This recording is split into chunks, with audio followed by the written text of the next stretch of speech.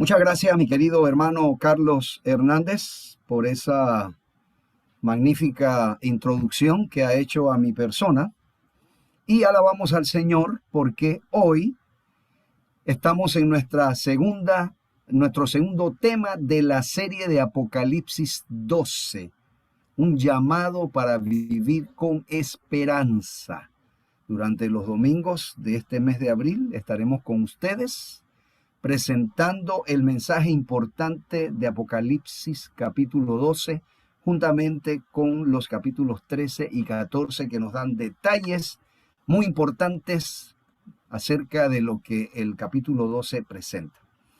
Haciendo un pequeño resumen de lo que vimos la semana pasada, nosotros vimos que el capítulo 12 de Apocalipsis es un capítulo lleno de guerras. Se presentan 4 guerras en el capítulo 12 del Apocalipsis. Primero se presenta, y ahora sí voy a dar las guerras en el orden cronológico. La semana pasada, primeramente, se las presenté en la manera como aparecen en el capítulo, pero ahora sí las voy a poner en orden cronológico en este repaso. Vimos que Apocalipsis 12 presenta una guerra contra el Cristo divino celestial. La primera guerra se celebró en el cielo, cuando Lucero decidió quitar a Dios de su trono y sentarse él para gobernar el universo. Eso provocó una guerra en el cielo. Con esa guerra o esa confrontación nació el pecado, porque dice la Biblia que Lucero, que se convirtió en diablo y Satanás, en acusador y adversario, fue echado fuera del cielo. Y ya no se halló más lugar para ellos en el cielo. Entonces, lo primero que pensó Satanás es atacar la tierra que había sido creada por Dios, perfecta, hermosa. Y lamentablemente vimos la semana pasada que nuestros primeros padres, Adán y Eva, dieron paso a que ese pecado entrara aquí en la tierra. Con eso trayendo la muerte, el sufrimiento, el dolor, las enfermedades.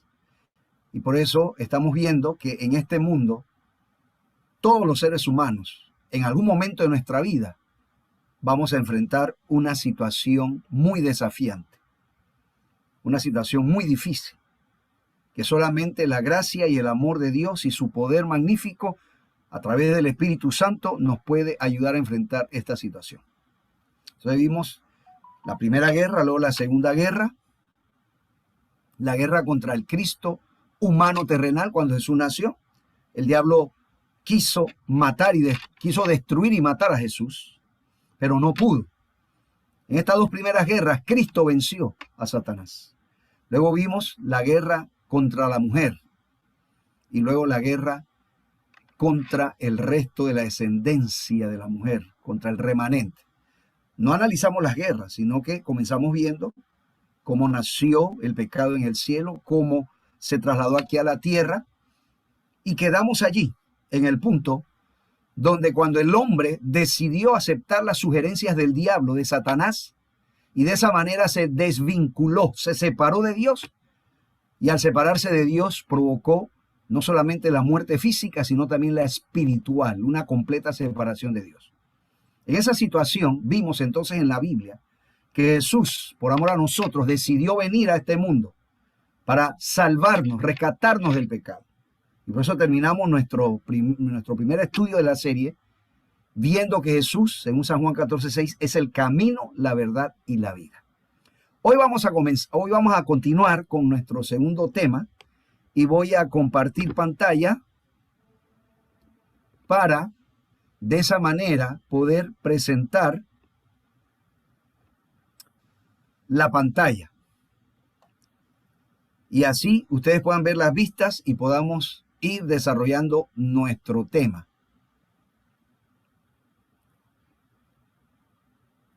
Vamos a ver que nos puedan habilitar. Ya nos habilitaron la pantalla, así que vamos a abrir la pantalla. Aquí está nuestra segunda presentación, Apocalipsis 12, Nuestra serie de 4 temas se titula Un llamado a vivir con esperanza. Cómo en medio de las circunstancias difíciles, Jesús nos ayuda a vivir con esperanza, con paz, con seguridad, con confianza. No hay nada que el diablo pueda hacer para destruirnos si confiamos en Jesús, confiamos en su palabra y en su amor. Y el tema de hoy lo hemos titulado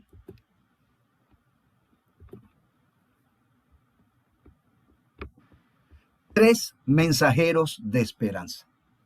Vamos a comenzar a comprender ahora cómo Dios, cómo Jesús, Dios Hijo, y el Espíritu Santo, Dios el Espíritu Santo, esa esperanza de salvación que fue presentada en Génesis 3:15, que lo vimos la semana pasada, que Dios mandaría a la simiente de la mujer, que es Cristo, a aplastar la cabeza de la serpiente para pagar la deuda de nuestro pecado. ¿Cómo es que esas buenas nuevas comienzan a ser esparcidas y son comunicadas en todo el mundo? Así que prosigamos con nuestro tema. Como lo dijimos en nuestra introducción, la primera guerra que nos presenta el Apocalipsis es la guerra contra el Cristo divino humano. Pero luego nos presenta la segunda guerra, que es la guerra contra el Hijo varón. Aunque esta es la primera guerra, como yo no quiero que se me confundan, mis queridos hermanos. En Apocalipsis, en el texto, esta es la primera guerra que aparece, pero en la cronología, en el tiempo, esta es la segunda guerra.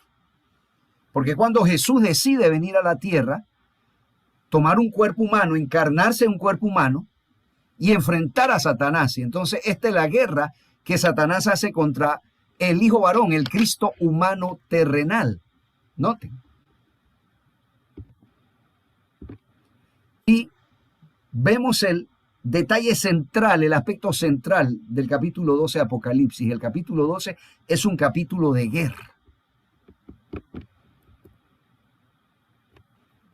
Luego tenemos la guerra contra, en el orden que está el capítulo, la guerra contra Miguel, Cristo divino celestial, la guerra contra la mujer y la guerra contra el resto de la descendencia de ella. Pero ahora viene a nuestra mente una pregunta fundamental. Me imagino que ustedes se han hecho esa pregunta y yo la voy a exteriorizar ahora. ¿Por qué tantas guerras? ¿Por qué tantas guerras? ¿Por qué una guerra en el cielo? ¿Por qué una guerra contra el Cristo humano terrenal? ¿Por qué una guerra contra la mujer y una guerra contra el resto de la descendencia de la mujer, contra el remanente de la mujer, de la iglesia? Y la respuesta nos la da la Biblia. La Biblia dice que estas guerras se han dado y se están dando por el gobierno del universo. Y hoy en la noche voy a presentarle un aspecto novedoso de lo que es nuestra comprensión acerca del plan de la redención. Porque generalmente nosotros hemos pensado que el plan de la redención solamente tiene que ver con el perdón de nuestros pecados y la muerte de Cristo en la cruz. Pero la expiación que Dios está realizando en favor del ser humano va más allá que eso, y hoy lo vamos a comprender más claramente. Y vamos a verlo en este capítulo de guerra. ¿Por qué decimos que las guerras son por causa del gobierno del universo? Porque repasando un texto que vimos la semana pasada, Isaías, capítulo 14, versículos 12 al 14, y hoy en la noche lo vamos a leer en la Nueva Versión Internacional. Recuerden que dije al principio que estaremos leyendo los textos a veces de diferentes versiones, porque el lenguaje que tiene nos ayuda a comprender mejor el objetivo de nuestro estudio. Y en este caso, la Nueva Versión Internacional nos ayuda a ver más claramente la idea de esa guerra por el gobierno del universo. ¿Quién ha de gobernar el universo? Dice Isaías 14, 12 al 14 en la Nueva Versión Internacional: ¿Cómo has caído del cielo, lucero de la mañana? Tú que, y noten ahora cómo se refiere la Biblia a lucero, a Satanás. Tú que sometías a las naciones. Noten cuál es la intención de Satanás: someter a las naciones. Has caído por tierra. Decías en tu corazón: subiré hasta los cielos. levantaré mi trono. Y noten que esta declaración está entre signos de admiración, quiere decir que está cargada de una emoción muy fuerte. Levantaré, dice Satanás, mi trono por encima de las estrellas de Dios. Y noten el verbo ahora que presenta la Nueva Versión Internacional, dice gobernaré. Por eso escogí esta versión, este versículo en esta versión. Dice Satanás, gobernaré. Ese era su propósito original, quitar a Dios de su trono. Él pensó atrevidamente que él podía vencer a Dios, a Cristo y al Espíritu Santo, a la divinidad. Pero se equivocó y pensó que al él vencer a Dios, él iba a gobernar desde el extremo norte en el monte de la reunión. Literalmente se debe traducir monte de la asamblea. Y aquí hay una palabra hermosa, asamblea. No tengo tiempo para hablarles de esta palabra, pero es una linda palabra que habla de la relación de Dios con su pueblo desde el Antiguo hasta el Nuevo Testamento. Noten. Y es esta palabra que en el Nuevo Testamento se traduce como iglesia, en su correspondiente griego, eclesia. En el Antiguo Testamento tenemos la otra palabra que da el mismo sentido en la interpretación, asamblea, congregación. Esa es la palabra que dice que tenemos la reunión del pueblo, ya sea de Dios o de los servidores de Satanás, porque el Antiguo Testamento también habla de la asamblea, de la congregación de los impíos. Esa es la palabra que habla de hacia dónde la persona ha tomado su decisión de servir, a qué poder, a qué gobernante, o al Dios de los cielos o a Satanás. Entonces sigue diciendo, subirá a la cresta de la más alta de las nubes y seré semejante al Altísimo. Lo que está diciendo aquí Satanás es que él iba a tener la autoridad y el poder que Dios tiene al gobernar el universo. Así que veamos aquí cómo Isaías nos revela que el objetivo inicial de Lucero en el cielo fue obtener el trono de Dios para gobernar el universo. Noten. Ahora, noten lo que dice Génesis 3, versículos 4 y 5. ¿Cuáles fueron las palabras que el diablo le presentó a Eva para engañarla, para seducirla y hacerle creer que él tenía la razón? Al principio el diablo se ganó la confianza, como vimos la semana pasada, y cuando ya vio que tenía la confianza ganada, le dijo entonces en el versículo 4, pero la serpiente le dijo a la mujer, no es cierto, y por eso también la estoy leyendo en la Nueva Versión Internacional. Esas tres letritas que están ahí después del número NVI es las siglas de Nueva Versión Internacional. Pero la serpiente le dijo a la mujer, no es cierto, no vas a morir. Noten en qué consistió el engaño del diablo. El diablo le dijo a la mujer que lo que Dios le había dicho a ellos, a Adán y a Eva, que si tocaban la fruta y comían de ella, iban a morir.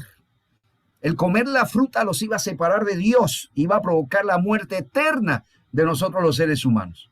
Y el diablo dice, no, no es cierto, no van a morir. Dios sabe muy bien que cuando coman de ese árbol, se les abrirán los ojos y llegarán a ser como Dios, conocedores del bien y del mal. Entonces noten cómo el diablo sedujo a Eva y la engañó.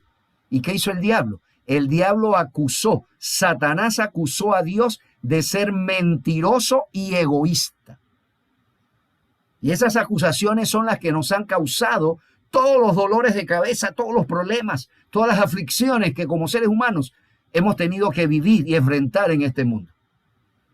El diablo fue atrevido y le dijo a Eva, no, Dios es mentiroso, es egoísta, no quiere compartir el conocimiento total que él tiene, porque Dios sabe que el día que usted coman de esa fruta, serán como él. Y entonces la mujer se sintió atraída hacia el fruto. Por eso es que cuando Jesús vino y comenzó su ministerio, noten cómo Mateo 4:17, y solo le voy a presentar ese texto, hermano, pero si usted quiere investigar más profundamente este concepto que estoy compartiendo con ustedes, usted nada más ahí en su computadora, en su buscador, en Google o Safari o Mozilla File, cualquiera de esos buscadores, usted ponga ahí concordancia bíblica o electrónica o bíblica electrónica, entra en esa concordancia y ponga el reino de los cielos. Y usted va a ver que en el Nuevo Testamento va a aparecer un sinfín de versículos, un gran número de versículos que le va a ayudar a ver que la predicación primero de Juan el Bautista, porque Juan comenzó dando este mensaje, solo que yo no le puse el texto que está en el capítulo 3, versículo 2. Pero en el capítulo 3 de Mateo usted puede leer que cuando Juan el Bautista comenzó a predicar, este fue el mensaje que predicó Juan también. Note. Y Jesús, ¿cómo comienza su predicación? Y si usted va a los apóstoles y va a Pablo especialmente, va a ver que Pablo también está hablando de esta temática en el Nuevo Testamento. Dice Mateo 4:17, también de la Nueva Versión Internacional, desde entonces, después que Jesús se bautizó y luego se mudó al norte en Galilea para establecer Capernaum como la ciudad base de su misión evangelística en todo Israel, dice, desde entonces comenzó Jesús a predicar, arrepiéntanse porque el reino de los cielos está cerca. Oigan, hermanos. Y así dijo Juan también, arrepiéntanse porque ha llegado a vosotros el reino de los cielos. Noten que la predicación de Jesús estaba fundamentada en el reino de los cielos, porque lo que está en disputa es quién va a gobernar el reino de los cielos. Satanás quiere gobernarlo. Y cuando él provocó esa primera batalla en el cielo y luego hizo que los seres humanos cayeran en pecado, Dios no pudo destruirlo, porque si Dios hubiera destruido a Satanás, porque usted puede decir, bueno, si Dios es tan poderoso, ¿por qué no destruyó a Satanás? Pues si terminó con el problema. La situación es, hermanos, que el pecado es un misterio. El pecado fue una experiencia nueva que no era conocida en el universo. Y si Dios hubiera destruido a Satanás, los ángeles que quedaron fieles hubieran quedado con una interrogante en su mente y en el corazón.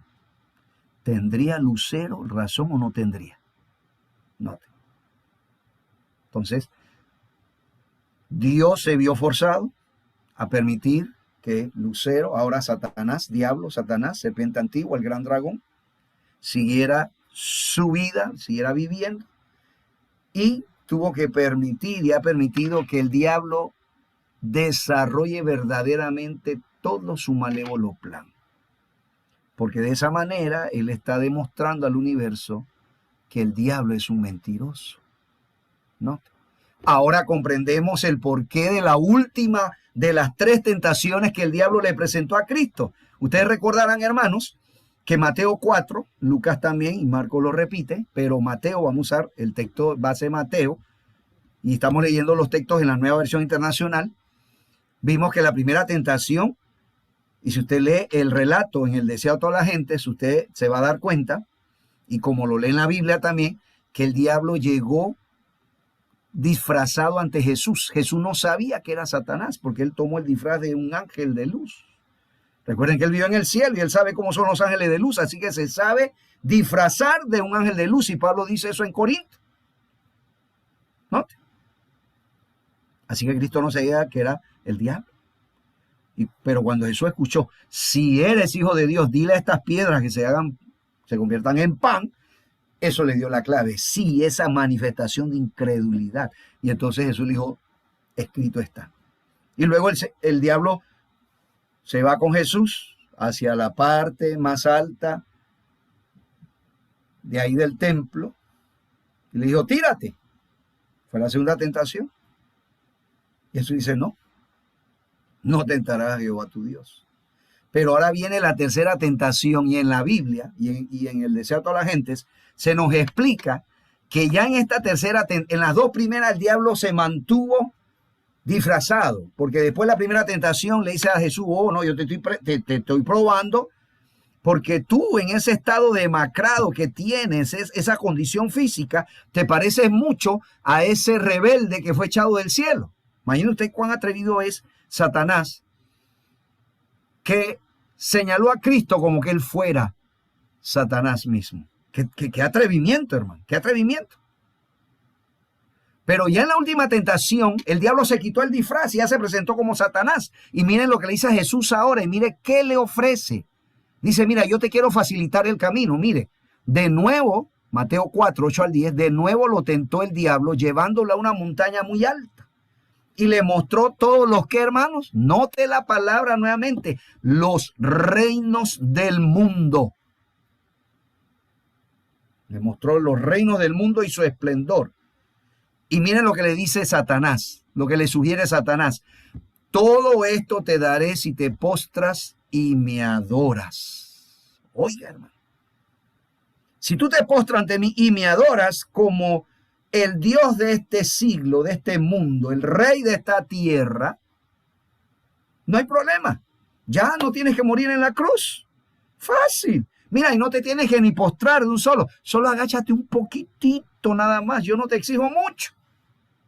Pero cuando Jesús escuchó esa diabólica invitación, malévola invitación, le dijo, vete, Satanás, porque escrito está, adora al Señor tu Dios y sírvele solamente a Él, citando el libro de Deuteronomio. Entonces aquí tenemos un gran principio bíblico, hermanos, que tenemos que comprender, aprender y permitir que el Espíritu Santo lo pueda encarnar en nuestras vidas y corazones para que podamos vivirlo. La adoración y el reino van juntos. Por eso usted ve que la lucha, las guerras son por el dominio, el gobierno, no solo de los reinos de esta tierra, sino por el universo. Y quien gobierna tiene el derecho, el privilegio de ser adorado por todos sus súbditos, no solo en la tierra, sino en todo el universo. Y eso es lo que el diablo quiere. Él quiere el gobierno, el dominio de este mundo. Se lo ha arrebatado al diablo, pero cuando Jesús murió en la cruz, se lo arrebató al diablo. Y ahora estamos en ese conflicto de los siglos, que dice Apocalipsis 2, esas guerras para establecer definitivamente quién va a gobernar no solo esta tierra, sino todo el universo. Y conjuntamente con eso está el asunto de la adoración. Por eso vamos a ver a partir de hoy y especialmente el próximo domingo. Si usted no se conectó el domingo pasado, si usted no se conectó hoy, si usted sabe de alguien que no se conectó, llámelo y dígale, no puedes dejarte de conectar el otro domingo, porque el otro domingo vamos a explorar más profundamente este aspecto de la adoración en medio de todas las guerras. Por eso la última guerra contra el remanente no es una guerra física con ametralladoras, con cañones, con balas. No, es una guerra espiritual, donde la adoración es el centro fundamental de las decisiones de los seres humanos. Y por eso la iglesia juega un papel preponderante, relevante en esta gran lucha. Por eso Pablo, escribiéndole a Timoteo en 2 Timoteo 3, 14 y 15, y ahora sí vamos a cambiar de versión, ahora vamos a leer de la Reina Valera 1995 los textos, y dice, esto te escribo, aunque tengo la esperanza de ir pronto a verte, para que si tardo, dice Pablo, sepas cómo debes conducirte en la casa de Dios, que es la iglesia del Dios viviente. Y noten cómo Pablo define qué es la iglesia del Dios viviente. Dice que es, número 1, la columna y número 2, la defensa de la verdad. Por eso la iglesia es muy importante. Y permítame decir algo que no tengo la oportunidad de presentárselo aquí en la vista para no hacer muy largo el tema. No sé si en los últimos 2 temas pudiera añadir esa prueba bíblica, pero por ahorita ustedes van a tener que aceptarlo por la fe. Y más adelante, si me invitan, le puedo dar un tema especial donde le puedo probar bíblicamente que la iglesia existe desde el Antiguo Testamento, porque hemos tenido la idea que la iglesia nace en el Nuevo Testamento con la iglesia apostólica. Y no, como yo le dije hace unos minutos atrás, hay 2 palabras, una en griego, eclesía, y creo que en hebreo es kaal, no recuerdo cuál es la palabra en hebreo, que es la correspondiente, que significa lo mismo. Y cuando usted ve esas palabras, especialmente en la Septuaginta, que es la traducción griega del Antiguo Testamento, la Septuaginta usa eclesía para reemplazar esa palabra en hebreo, que le estoy comentando, que ahora se me escapa de la memoria. Note. Y hay textos del Antiguo Testamento y en la Septuaginta que hablan de Israel como la iglesia de Dios. Entonces el concepto de iglesia no es del Nuevo Testamento, hermano. No nació en el Nuevo Testamento. Ella siguió desarrollándose en el Nuevo Testamento.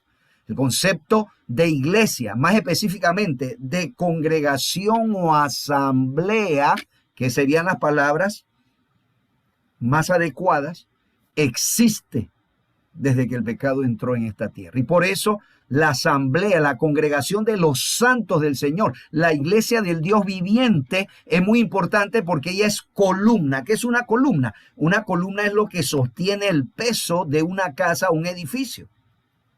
Note, las columnas son las que llevan el peso, permiten que el techo, cuando se pone sobre la casa, no aplaste, porque puede ser que en el momento no, pero a lo largo, a los años, el peso del techo y todo lo que está allí, a medida que va pasando el tiempo, va presionando las paredes y las paredes entonces se pueden abrir y llega el momento en que ¡boom!, se cae.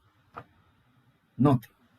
Entonces la iglesia es importante porque ella es la que sostiene, uno, y número dos, defiende, no solo la sostiene, sino que la defiende la verdad de Dios. Y cuando hablamos de la verdad, la la pregunta que viene a nuestra mente es, ¿y qué es la verdad? ¿De qué verdad se está hablando? ¿De qué verdad se está hablando?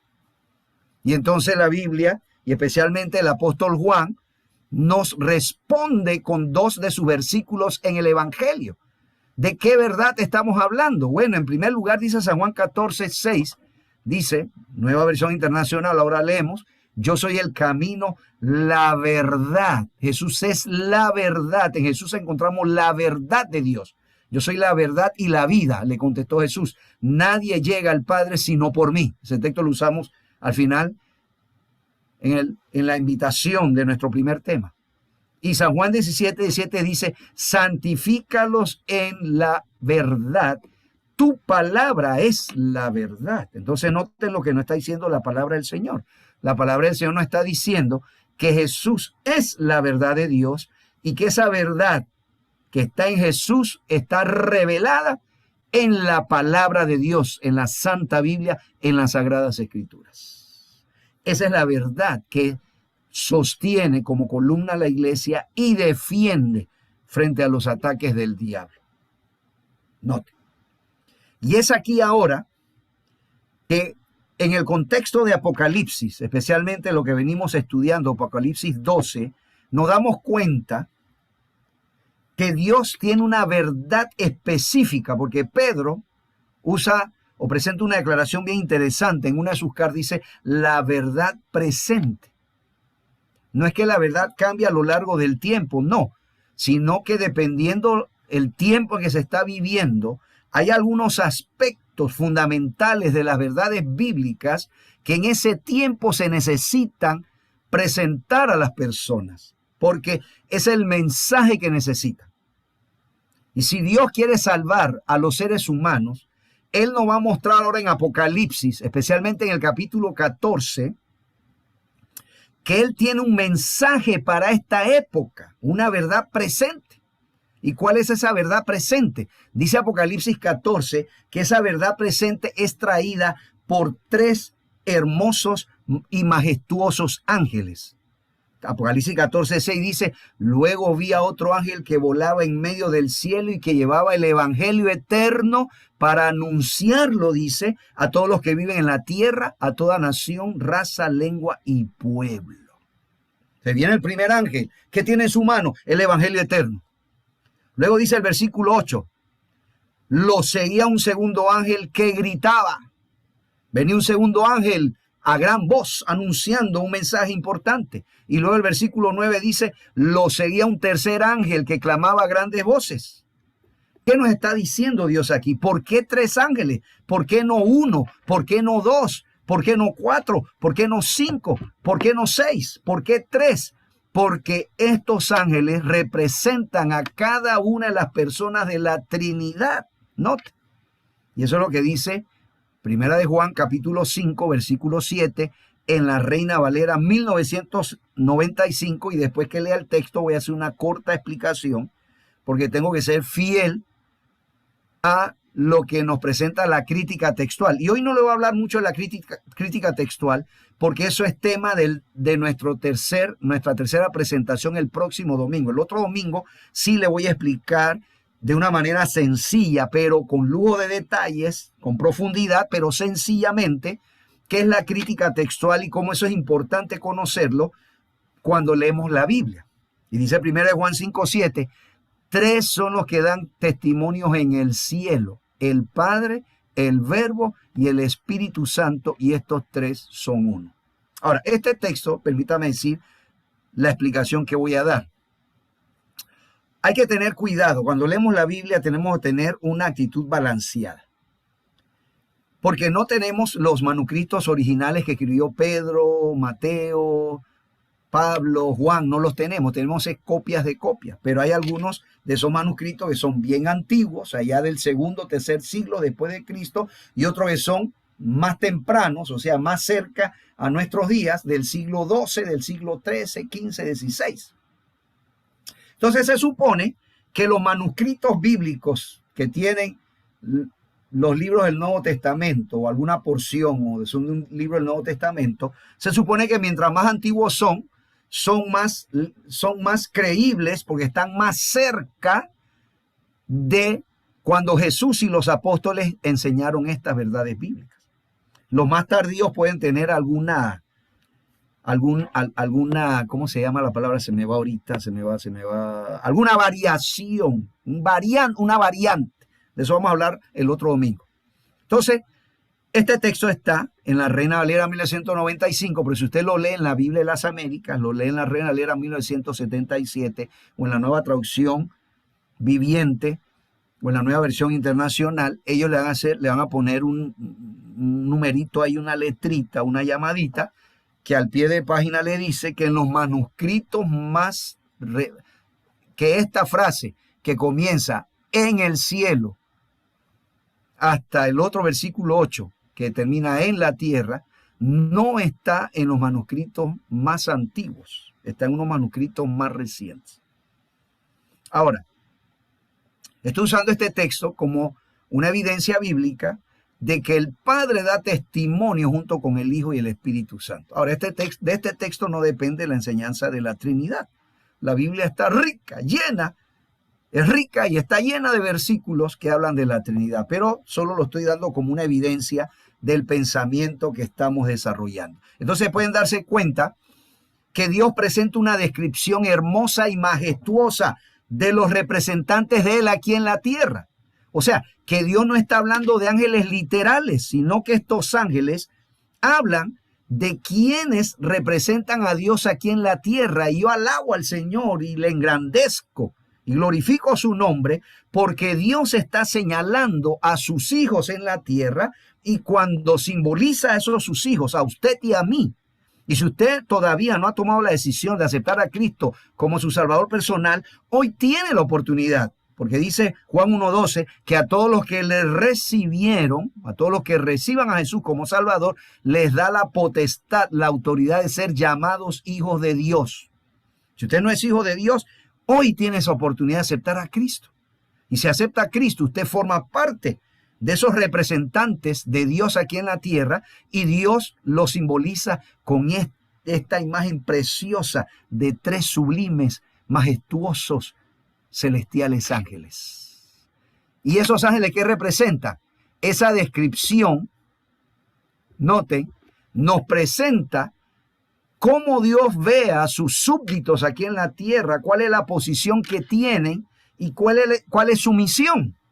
Y por eso Pedro, cuando el Espíritu Santo lo inspiró, Pedro escribió en 2 Pedro, capítulo 1, versículo 9, ahí me comí el 1, disculpen, estaba apurado y no puse el 1, capítulo 1, creo que es el 1, pero ahí está en 2 Pedro, ¿O es 2? Bueno, disculpen, tantos números a veces se me enredan en la cabeza. Está en el 1, el capítulo 1 es el 12. En uno de esos capítulos, si usted lo busca en su Biblia, lo va a encontrar. Dice, pero vosotros sois linaje escogido, real sacerdocio, nación santa, pueblo adquirido por Dios, para que anunciéis las virtudes de aquel que os llamó de las tinieblas a su luz admirable.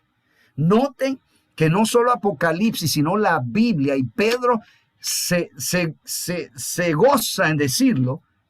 Note, él entra en un arrobamiento espiritual cuando Pedro dice, ustedes y yo, hermanos, mire cómo nos describe y qué posición exaltada tenemos delante de Dios. Soy linaje escogido, ustedes y yo no somos cualquier cosa, hermanos.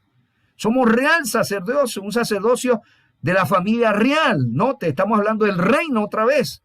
Nación santa, pueblo adquirido por Dios. Así que la posición y la descripción que la Biblia hace de nosotros es exaltada. Así que alabemos a Dios por eso. Y además nos dice cuál es nuestra misión al representar a Dios aquí en la tierra. Dice que usted y yo estamos para anunciar las virtudes de aquel que os llamó de las tinieblas a su luz admirable. Note. Es maravilloso. Por eso Pablo dice en 1 Corintios 3:9, 1990, Reina Valera 1995, porque nosotros somos colaboradores de Dios y vosotros sois labranza de Dios, edificio de Dios. Usted y yo somos colaboradores, hermano, no somos dueños de esta obra. A veces hablamos, tenemos que terminar la obra. No, hermano, esta obra no es suya ni mía, esta obra es del Dios Todopoderoso. Nosotros solo somos simples ayudantes del Señor. Tenemos que ser humildes y no pensar que somos los señores de la obra. Y por eso entonces ahí están los 3 mensajes. ¿Cuáles son los 3 mensajes que hay que dar al mundo? ¿Cuál es la verdad presente que hay que dar al mundo hoy en día, hermanos? Primero dice, versículo 7 del capítulo 14 de Apocalipsis, decía a gran voz el primer ángel, temed a Dios y dadle gloria, porque la hora de su juicio ha llegado, y adorad a aquel que hizo el cielo y la tierra, el mar y la fuente de las aguas. Noten que este mensaje presenta los siguientes aspectos. Primero, tenemos que explicar el evangelio eterno. Es el mismo evangelio del Antiguo y Nuevo Testamento.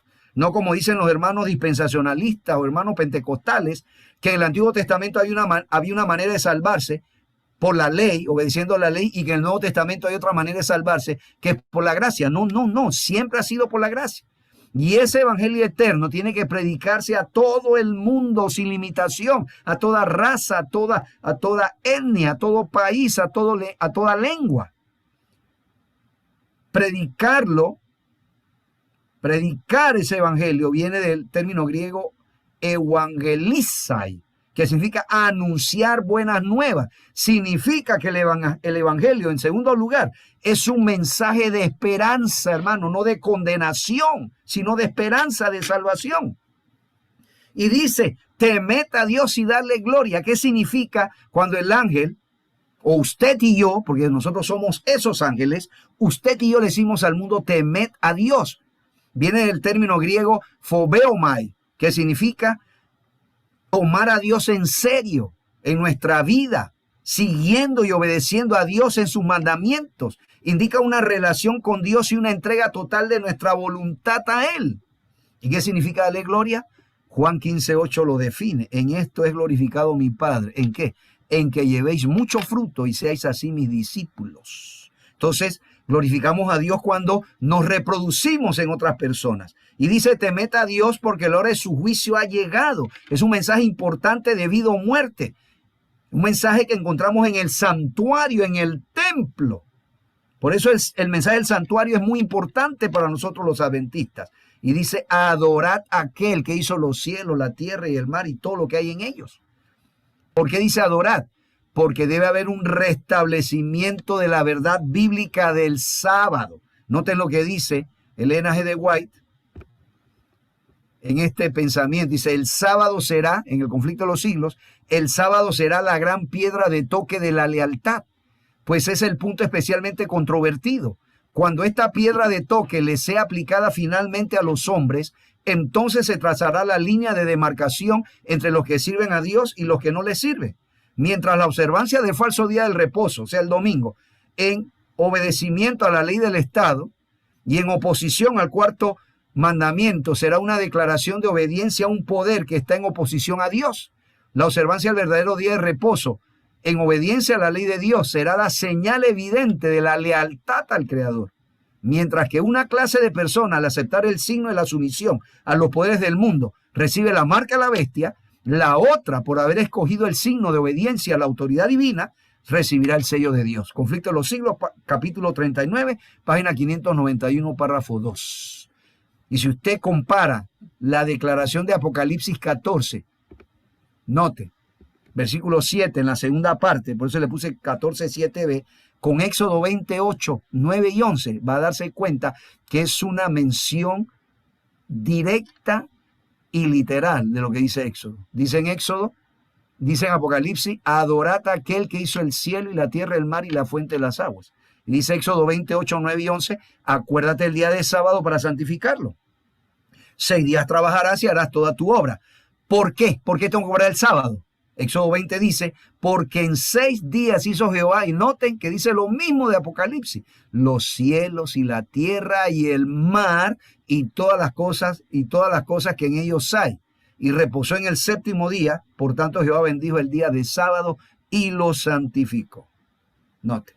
Entonces nosotros tenemos que llamar la atención al mundo a este día especial que Dios nos ha dado para poder tener relación con él. Y viene el segundo ángel diciendo, ha caído Babilonia, la gran ciudad, porque ha hecho beber a todas las naciones del vino del furor de su fornicación.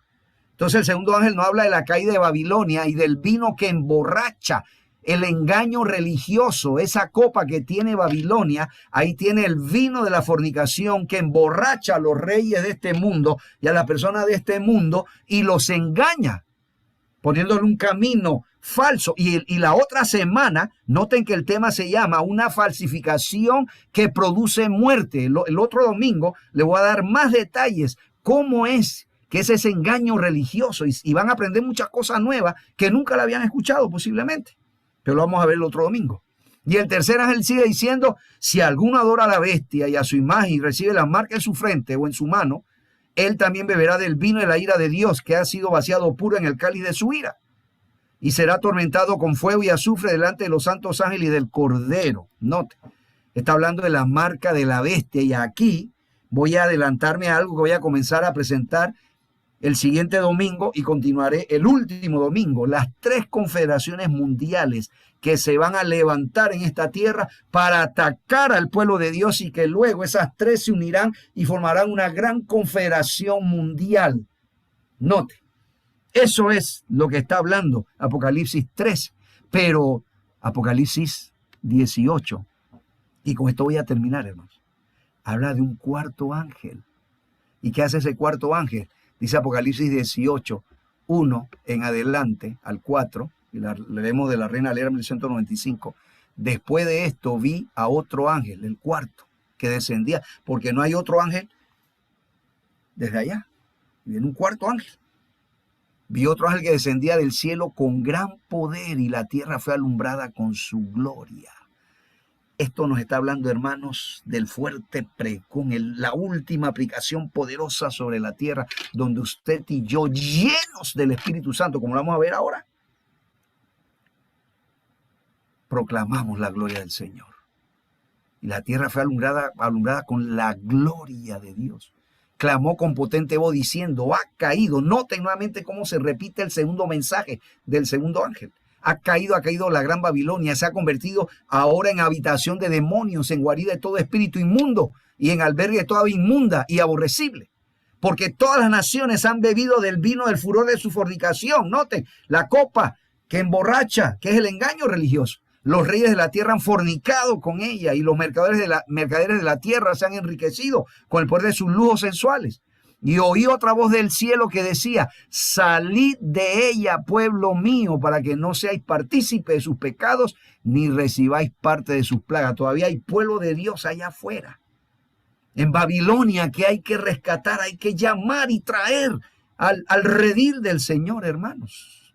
Y esa es una tarea importante que hemos nosotros que realizar. Y por eso termino con estos 2 pensamientos que quiero dejarles a ustedes en esta noche. Antes de hacer la última invitación, el mensaje sigue diciendo, en Conflicto de los Siglos, no será llevado adelante tanto con argumentos. A nosotros los adventistas nos gusta argumentar, pero la última aplicación no va a ser en base a argumentos, que mira, que la Biblia, no. Como por medio de la convicción profunda inspirada por el Espíritu de Dios. La aplicación va a ser inspirada por el Espíritu Santo, hermanos. Los argumentos ya fueron presentados en la campaña. Bullón, Finley, el pastor Robert Costa, su servidor, todos los pastores adventistas, todos los ancianos, laicos que estamos predicando, ya hemos presentado los argumentos. Sembrada está la semilla y brotará y dará frutos. Las publicaciones distribuidas por los misioneros han ejercido su influencia. Sin embargo, muchos cuyo espíritu fue impresionado han sido impedidos de entender la verdad por completo o de obedecerla. Pero entonces los rayos de luz penetrarán, dice. ¿Y qué va a pasar, hermanos? Por todas partes. La verdad aparecerá en toda su claridad. Y los sinceros hijos de Dios romperán las ligaduras que los tenían sujetos. Noten, los sinceros hijos de Dios que todavía no se han unido. Son sinceros. Allá hay hijos de Dios, hermano. Romperán todas las ligaduras que los tenían sujetos. Los lazos de familia y las relaciones de la iglesia serán impotentes para detenerlos. La verdad les será más preciosa que cualquier otra cosa. A pesar de los poderes coaligados contra la verdad, un sinnúmero de personas, un sinnúmero, oiga, no se puede contar, es una multitud que no se puede contar, un sinnúmero de personas se alistará en las filas del Señor. Y cuando esta obra termine, hermanos, ¿qué se habrá logrado? Miren lo que dice el exhorto a la gente, capítulo 1, página 18. La anterior estaba en Conflicto de los Siglos, capítulo 39, página 597, párrafo 2. ¿Qué dice el deseado ahora para terminar? Por medio de la obra redentora de Cristo, el gobierno, noten que se menciona primero, el gobierno, por eso lo resalté en rojo, el gobierno de Dios queda justificado. El omnipotente es dado a conocer como el Dios de amor. Las acusaciones de Satanás de que él es egoísta, de que él es mentiroso, quedan refutadas. Y su carácter, el carácter de Satanás queda desenmascarado. Que él es mentiroso, padre de mentira, homicida, viene para matar y destruir. La rebelión no podrá nunca volverse a levantar. El pecado no podrá nunca volver a entrar en el universo. A través de las edades eternas todos estarán seguros contra la apostasía. Por el sacrificio abnegado del amor, los habitantes de la tierra y del cielo quedarán ligados a su Creador con vínculos de unión indisoluble. Por eso nuevamente termino diciéndoles, hermanos, solo hay un camino, solo hay una manera. Y Jesús lo dijo en San Juan 14:16. Yo soy el camino, la verdad y la vida. Nadie viene al Padre si no es por mí. Hemos aprendido en esta noche, número 1, que el gobierno del universo es el que está en juego. Número 2, Jesús estableció la senda de victoria. Desde la semana pasada lo estamos viendo. Número 3, noten, Dios nos llama a ser sus colaboradores. Nos ha puesto en una posición honrosa y nos ha dado una misión majestuosa, espectacular, divina. Y número 4, debemos orar fervientemente por la unción del Espíritu Santo en nuestras vidas. Por eso la decisión de esta noche es, Señor, lléname de tu Espíritu. La semana pasada fue, Señor, guíame a abrir mi corazón a Cristo. Él sea mi Salvador personal. Pero hoy, ya habiendo aceptado a Cristo, y si no lo has aceptado, esa sería tu primera decisión en la noche. Acepta a Jesús. Pero una vez que acepta a Cristo, comienza a orar. Señor, lléname de tu Espíritu y guíame a cumplir fielmente la misión, mi misión de proclamar la gloria, tu gloria, la gloria de Dios al mundo. Oremos. Amado Padre que estás en los altos cielos, Señor, qué maravilloso este mensaje de Apocalipsis 12, juntamente con sus capítulos paralelos del 13 y el 14, que vamos a seguir desarrollando de aquí hasta nuestro último tema. Y oramos, Señor, por esta decisión que en este momento estamos haciendo. Señor, nos rendimos ante ti, oh Padre bendito. Doblamos nuestras rodillas y nos postramos ante ti. Reconocemos tu grandeza, reconocemos tu misericordia, tu amor, tu poder, tu dignidad, Padre. No hay nadie que pueda se le pueda dar esa dignidad, ese honor, esa honra y ese poder, sino solo a ti, oh Dios omnipotente, todopoderoso, que te dignaste salvarnos del pecado por medio de tu Hijo amado, Cristo Jesús, y ahora envías tu Espíritu, Señor, y queremos en este momento que nos des hambre y sed de tu Santo Espíritu. Oramos, Señor, que nos llenes con la unción poderosa de tu Espíritu, para que el Espíritu pueda estampar a Cristo plenamente en nuestra vida, reproducir a Cristo plenamente en nuestra vida, y que pueda, Señor, guiarnos a fielmente cumplir la misión. Ese es el compromiso que hacemos hoy, Señor. Pues lo pedimos y agradecemos en el nombre de Cristo Jesús, nuestro amante Salvador. Amén. Bueno, mis queridos hermanos, que Dios les bendiga. Hoy me emocioné, me pasé un par de minutos más, pero es que no se puede uno dejar de emocionar, hermanos, así que perdónenme. Nos vemos el próximo domingo si Dios así nos lo permite. Gracias por su tiempo, gracias por su compañía, gracias por todas las cosas buenas que ustedes han compartido con nosotros en estos 2 domingos. Hasta el próximo domingo y que Dios les bendiga ricamente.